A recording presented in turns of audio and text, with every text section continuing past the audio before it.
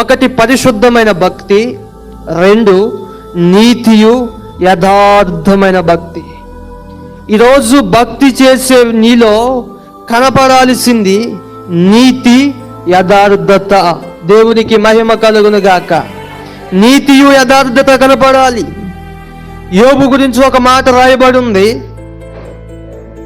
యోబు దేవుని యందు భయభక్తులు కలిగి చెడుతనాన్ని అసహించిన వాడని, యథార్థవంతుడని, నీతిమంతుడని, న్యాయవంతుడని రాయబడి ఉంది.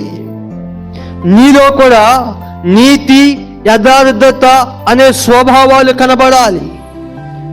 వాస్తవమైన భక్తి ఏంటి అంటే నీతి, యథార్థత కలిగి జీవించడం. యోబు జీవితాన్ని చూడండి. సమస్తాన్ని కోల్పోయాడు, బంధువులను కోల్పోయాడు, ఆస్తులను కోల్పోయాడు. ఆఖరికి తన భార్య కూడా ఏం చేసింది? యేసుప్రభుని దూషించి చచ్చిపోమంది. దేవుని కూడా దూషించి చచ్చిపోమంది. కానీ యథార్థతను విడిచిపెట్టాడా? ఆ మాట చదవండి ఒకసారి. యోబు గ్రంథం 2వ అధ్యాయం 8-9 వాక్యాలు చూడండి. తన భార్య వచ్చి అక్కడ ఒక మాట కనపడుతుంది. ఇంకను నీవు యథార్థతను వదలకుందువా? చూడండి, అన్నిటినీ కోల్పోయినా, సమస్తాన్ని కోల్పోయినా యథార్థతను మాత్రం విడిచిపెట్టలా. తన భార్య అడుగుతుంది, ఇంకా నువ్వు యథార్థతను వదిలిపెట్టవా, విడిచిపెట్టవా? ఈరోజు నీ జీవితంలో కూడా నీతి, యథార్థత కావాలి. నువ్వు జీవించే జీవితం యథార్థత కలిగి జీవించాలి. నువ్వు చేసే పనుల్లో యథార్థత కలిగి చేయాలి.